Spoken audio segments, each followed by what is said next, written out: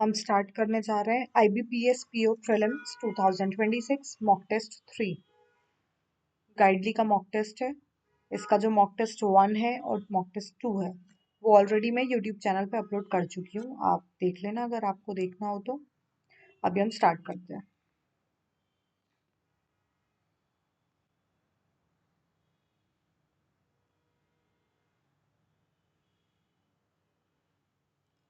यहाँ पे क्या करना है, फ्रेजल वर्ब चेक करना है, ठीक है। द फ्रेज चेक करना है। The auditor asked the firm to account for the missing funds. ये तो सही है, मतलब चेक करना कि मिसिंग फंड्स हैं कि नहीं। महिमा brushed aside the criticism and continued her work। मतलब जो क्रिटिसिज्म है उस पर ध्यान ना देते हुए। Team hopes to build on last year success. कि मतलब लास्ट ईयर सक्सेस तक तो पहुंचेंगे ही। तो I think all are correct. The government plans to weed out corruption from the system. मतलब करप्शन हटा देना। He went through with the instructions carefully before signing. देखो वेंट थ्रू द इंस्ट्रक्शंस होता है, वेंट थ्रू विथ द थोड़ी होता है। Kalavati held on to her beliefs despite criticism. तो हाँ, मतलब उससे अपने बिलीव नहीं छोड़े। So I think second is wrong और हमें क्या करना है, करेक्ट वाला बताना है। तो 1 and 3। The chairman decided to hand over charge to his successor. Correct है, हैंड ओवर मतलब सौंपना किसी और को। Madhuri looked out for her younger siblings. ठीक है, मतलब टेक केयर करना। Company must comply with safety regulations. ये भी करेक्ट है, मतलब रेगुलेशंस फॉलो करना। ये क्या बोला कनेक्टर से, ये बाद में करती हूँ, मेरे गलत हो जाते हैं। The remnant of the storm caused flooding even after it weekend. देखो रेमिनेंट मतलब होता है बचा हुआ, रिमाइंड मतलब रिमाइंडर, नॉट रिमाइंडर, रिमाइंडर। तो ये हो गया रेसिड्यू। रेसिड्यू मतलब भी जो बचा कुचा होता है।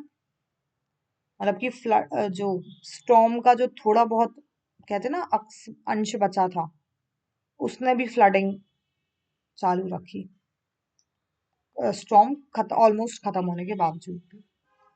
The upheaval in the domestic airline sector caused widespread passenger distress. देखो मुझे अपहेवल का मतलब नहीं पता, लेकिन मुझे ये पता है नेगेटिव वर्ड है। पर यहाँ से देख सकते हैं कि domestic airline cause wide spread passenger distress, मतलब डिस्ट्रेस किया है, मतलब है तो कुछ खराब कि भाई कुछ ऊपर नीचे हुआ है। अब यहाँ पे एक टर्मोइल ही है। टर्मोइल मतलब होता है कि गड़बड़ होना। बाकी टेनेबल, टेम्पेस्ट, फॉर्मेंट। फॉर्मेंट का तो मीनिंग भी नहीं पता मुझे। ठीक है। इमोशनल टर्मोइल ये सब पढ़ा है ना, कंफ्यूजन, स्टेट ऑफ कंफ्यूजन। ये या एरर आइडेंटिफाई करना। Realizing that the deadline had already passed, the team quickly reorganized their schedule to complete the project as like possible। देखो ये as soon as possible, as like possible होते ही नहीं है, तो D में एरर है। Despite growing competition in the market, but the small businesses managed to expand its customer base through creative advertising strategies।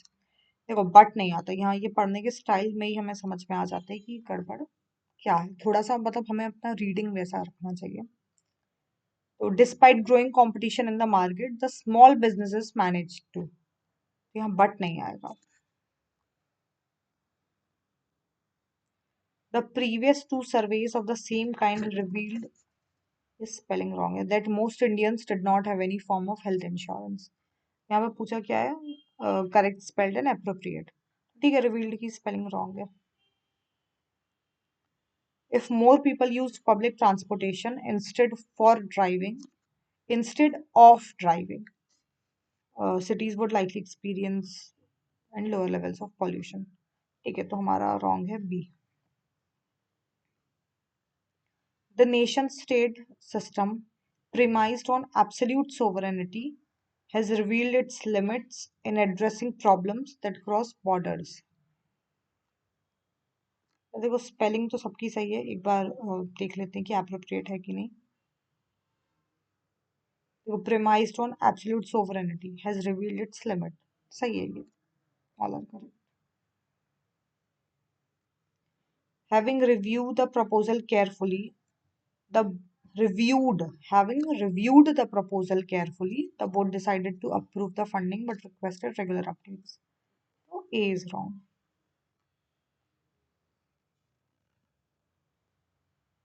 ये क्या बोला है? Fill in the blanks. A loss of the dash and inadequacies of language could dash the conflict and opposition. Loss of the notions या nuances या pursuits. यार मुझे actually exact ऐसे meaning नहीं पता.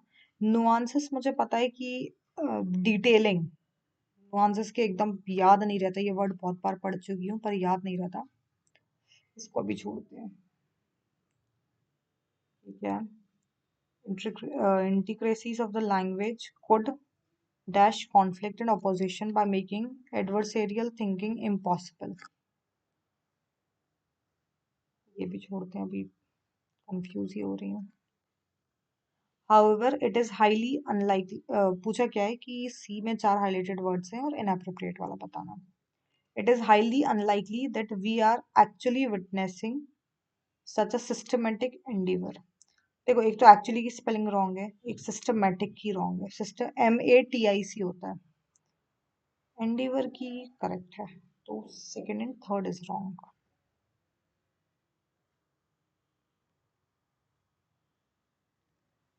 How many errors are there in D? The decline in spoken conversation appear to be a natural byproduct. Appears to be a natural byproduct of the changes in interpersonal communication we have been witnessing for several decades. दो error. एक देखो एक है ना interpersonal. ये ई थोड़ी आएगा last में. तो आई थिंक 3 एरर. एक बार और देख लेते हैं.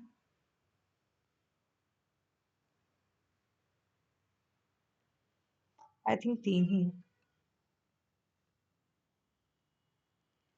ई देखना. The most dash explanation mentioned by the authors is that talking environment has simply changed from face to online communication. देखो विटी मतलब होता है एक मतलब funny smart. Witty is that. Obvious is obvious. Utopian मुझे पता नहीं है लेकिन मुझे यहाँ ऑब्वियस लग रहा है. The most obvious explanation mentioned by authors is कि ऐसा ऐसा. अब विटी इसलिए नहीं लग रहा क्योंकि यहाँ पे कुछ ह्यूमर वाली बात है ही नहीं. और ऑब्वियस इसलिए लग रहा है क्योंकि simply changed from face to online. मतलब एक सिंपली ऐसा चेंज हो गया है. तो इट इज वेरी ऑब्वियस.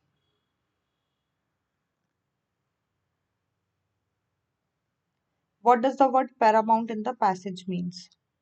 तो पैरामाउंट मतलब पता होगा सबको. मतलब मोस्ट इम्पॉर्टेंट. एक बार फिर भी देख लेते हैं पैसेज में. For billions of people, it remains the first line of care, particularly in low middle income nations, where accessibility and affordability are paramount. मतलब सबसे इम्पोर्टेंट हमारे लो मिडिल में क्या होती है? एक्सेसिबल हो और अफोर्डेबल हो. सुप्रीम. अरे यार ये पैसेज थोड़ा सा रुक के करते हैं.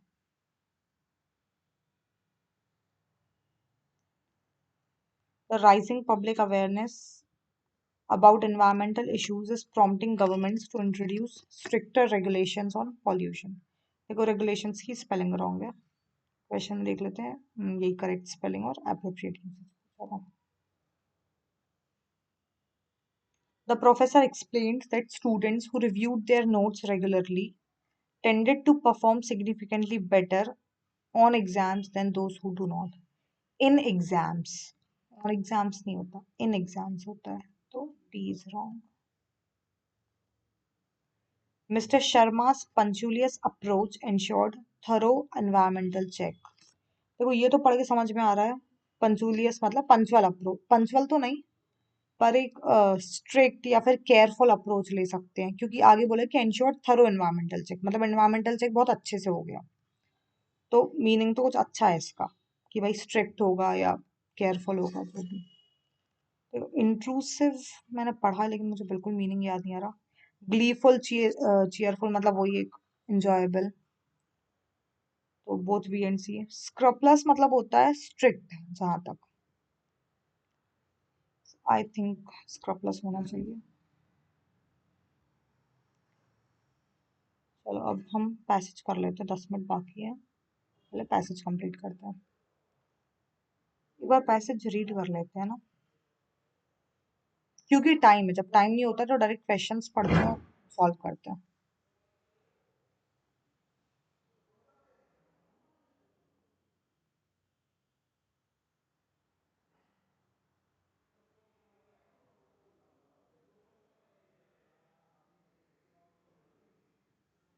क्योंकि स्टार्टिंग में तो सिर्फ एक इंट्रो दिया हुआ है हेल्थ के बारे में कि लाइफस्टाइल कैसी है, प्लैनेट पे क्या इफेक्ट है।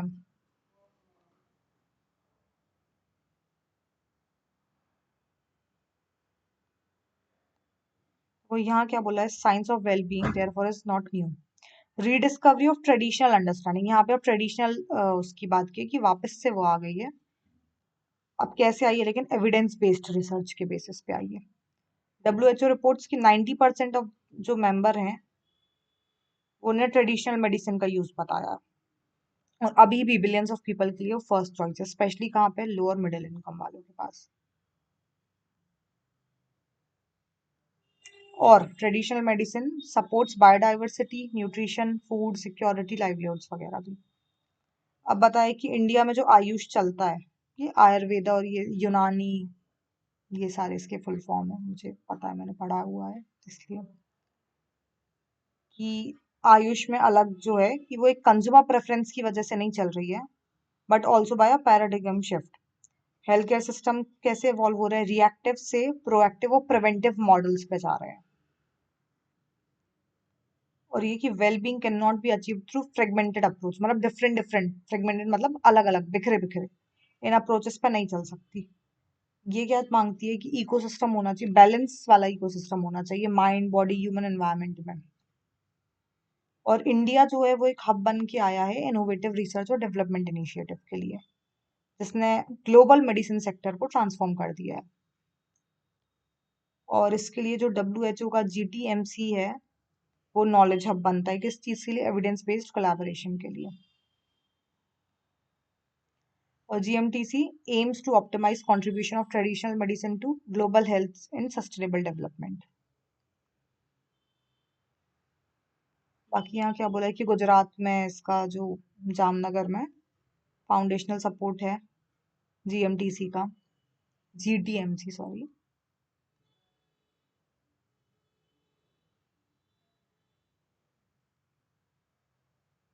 ठीक है, establishment of centre in India is testament to this spirit. ठीक है, ये एक टेस्टामेंट ही है। अब देखना which of the following statements is और are correct according to the passage. Traditional medicine is primarily used in high income nations, नहीं भाई, लोअर मिडिल क्लास का बोला है। Ayush sector growth reflects a shift towards preventive health care. हाँ, ये हमने देखा है कि एविडेंस बेस्ड अप्रोच की तरफ जा रहे हैं और प्रिवेंटिव प्रोएक्टिव मॉडल्स की तरफ जा रहे हैं। GMTC prioritizes, GTMC prioritizes sustainability and equity. हाँ, तो ये भी हमने पढ़ा। तो करेक्ट क्या क्या है, सेकंड और थर्ड, फर्स्ट तो नहीं है। ये बहुत कम होता है कि मैं पूरा पैसेज पढ़ती हूँ।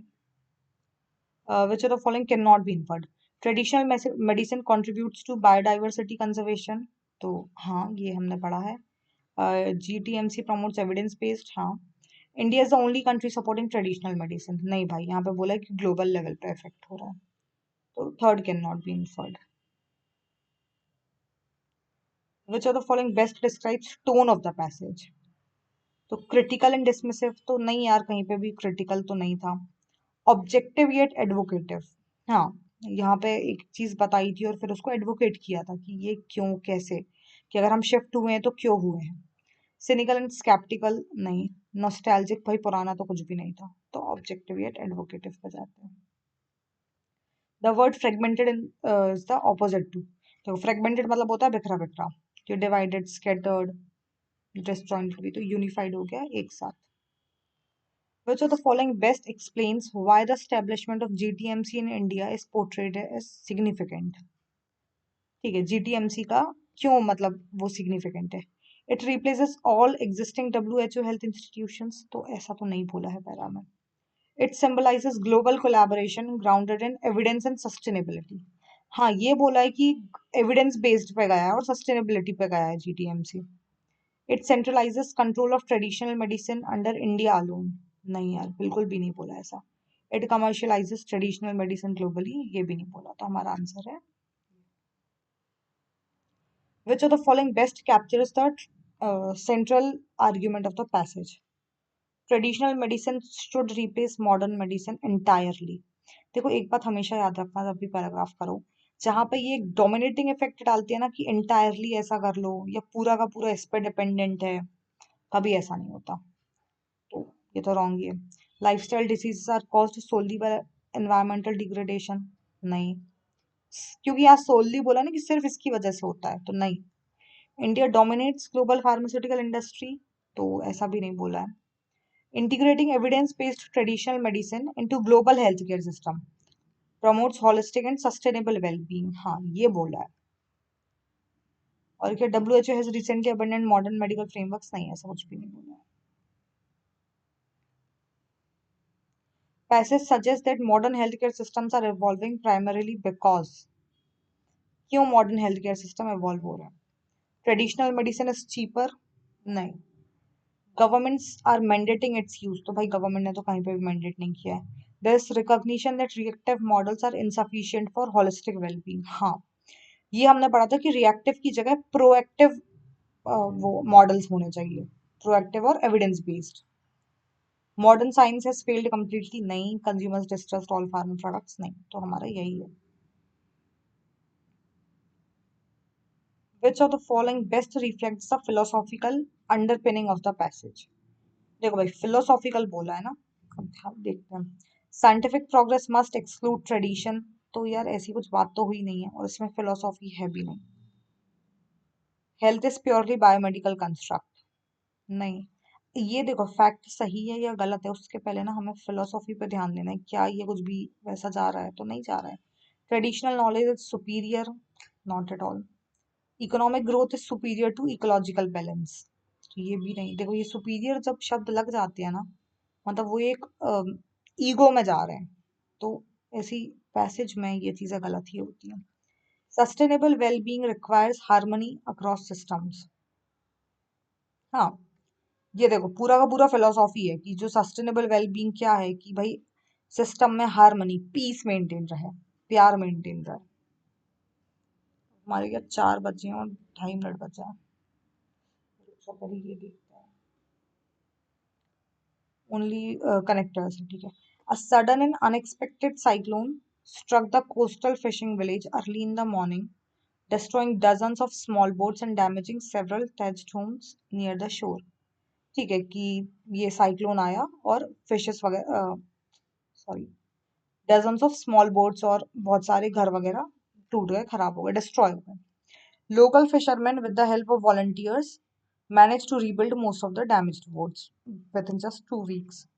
ठीक है, और लोकल फिशरमैन ने ये ऐसा कर दिया। देखो सो दैट तो नहीं होगा, क्योंकि ऐसा हुआ ताकि, सो दैट मतलब ताकि ऐसा हो पाए, तो नहीं ऐसा नहीं हुआ कि साइक्लोन आया ताकि फिशरमैन बोट्स डैमेज जो है उनको रिपेयर कर पाए, बिल्कुल भी नहीं। ऑल दो हो सकता है कि लेकिन ऐसा साइक्लोन आया था लेकिन फिशरमैन ने ऐसा ऐसा कर दिया। बिकॉज भी नहीं होगा, क्योंकि बिकॉज तो डिपेंडेंट है ना कि साइक्लोन आया क्योंकि फिशरमैन और वॉलंटियर ने डैमेज्ड बोट सही कर दी, तो नहीं ऑल दो जाएगा हमारा। The pharmaceutical company must obtain regulatory clearance from at least 3 independent health authorities before drug can be marketed internationally। ये फार्मा कंपनी को 3 इंडिपेंडेंट हेल्थ अथॉरिटीज से सर्टिफिकेट ले लेना चाहिए, क्लियरेंस लेना चाहिए। Drug despite showing promising results will remain confined to domestic use only. ये जो ड्रग है वो रिजल्ट्स और क्लिनिकल ट्रायल्स के अच्छे रिजल्ट के बाद भी डोमेस्टिक यूज के लिए ही रहेगी। ये थोड़ा सा देखो, इन सो फार एज, तो ये तो नहीं होगा अनलेस मुझे लग रहा है कि फार्मा कंपनी जो है वो 3 इंडिपेंडेंट अथॉरिटीज से क्लियरेंस ले ले, अनलेस मतलब कि ये ले ले लेकिन ड्रग के कुछ भी रिजल्ट्स हों वो डोमेस्टिक यूज के लिए ही रहेगी। मैं एक्सप्लेन तो नहीं कर पाई, लेकिन मुझे लगता है कि अनलेस होना चाहिए। और हमारा बचता है 14 और 15। Which of the following words can fill blank A? A loss of the dash and intricacies of language could dash the conflict.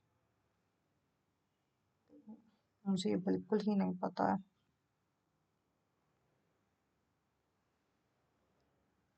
ये टाइम अप ही हो गया।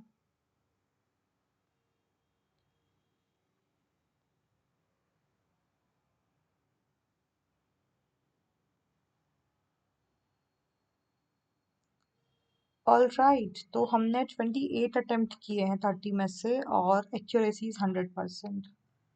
Very nice. देखो, कट ऑफ इसका जो गया है वो गया है 58, और अगर हमारा स्कोर यहाँ पर 28 आ गया है, मतलब ये दोनों सेक्शंस में ना 15-15 भी ले आए तो भी काम हो सकता है। मतलब कितने अच्छे से हम कट ऑफ बहुत आराम से क्लियर कर सकते हैं गाइस। इंग्लिश बहुत स्कोरिंग सब्जेक्ट है। देखते हैं दो हमने जो नहीं कर पाए उनका क्या रीजन था। तो ट्राई करो कि इंग्लिश अच्छे से कर लो। और इंग्लिश क्या है ना कि जैसे आप कहीं कुछ काम करते हो, पढ़ाई के साथ साथ जॉब भी करते हो, कुछ भी करते हो, तो ट्रैवल कर रहे हो, थक जाते हो, फोन उठाओ और वीडियो देख लो, या फोन उठाओ और सॉल्व कर लो मॉक टेस्ट। उसके लिए हमें पेन पेपर लेके बैठने की जरूरत नहीं है, जैसे हमें बाकी सब्जेक्ट्स में पेन पेपर लेके बैठना पड़ता है, रीजनिंग में, क्वांट में। इसमें आपको सिर्फ बैठ के थोड़ा सा ध्यान देके और कर लो। मतलब चलते फिरते इंग्लिश कर सकते हैं हम। ये मुझे इसका कुछ मीनिंग मीनिंग कुछ नहीं आ रहा था समझ में। और अच्छे युवा नहीं आए, क्योंकि मैं सेकंड नुआंसेस तो मैं बिल्कुल भी नहीं करने वाली थी, मेरे मन में एक बार भी नहीं आया कि यहाँ पे नुआंसेस हो सकता है। So I think it's nice time जो खत्म हो गया था। Loss of languages nuances and intricacies could reduce conflict by blurring adversarial edges। देखो, notions मतलब होता है आइडिया कॉन्सेप्ट, ठीक है। nuances मतलब subtle distinctions, मतलब थोड़े बहुत differences। एक मैंने डिटेलिंग भी पढ़ा था nuances का। persuade मतलब activities, ठीक है। a loss of the nuances and intricacies of language। ये एक बार मीनिंग देखते हैं।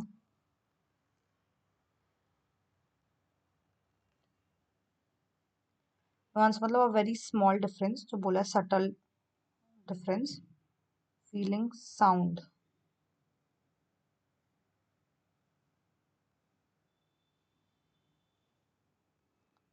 ओके, नुआंस में बहुत माइनर सा डिफरेंस, फाइन। ओके, मतलब जो लैंग्वेज है उसमें अगर थोड़ा बहुत भी डिफरेंस आ जाता है तो उससे कॉन्फ्लिक्ट पे बात पहुंच सकती है। अब आगे जो भी वर्ड से सेंटेंस जाएगा, इतना तो ये समझ में आता है। Which of the following words can fill blank P? देखो, डिसुएड मतलब तो मुझे ऐसा पता है डिस्करेज करना होता है, एक्यूलेट मतलब इकट्ठा करना। तो डिसुएड इज डिस्करेज, एक्यूमुलेट मतलब बिल्डअप, हाँ मतलब इकट्ठा करना।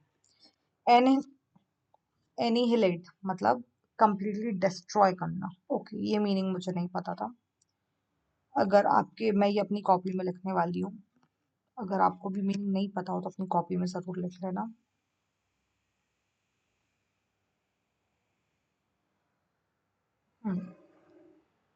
इंटीग्रेसीज of language could annihilate conflict and opposition by making adversarial thinking impossible। मतलब कॉन्फ्लिक्ट को पूरी तरह से खत्म कर सकता है।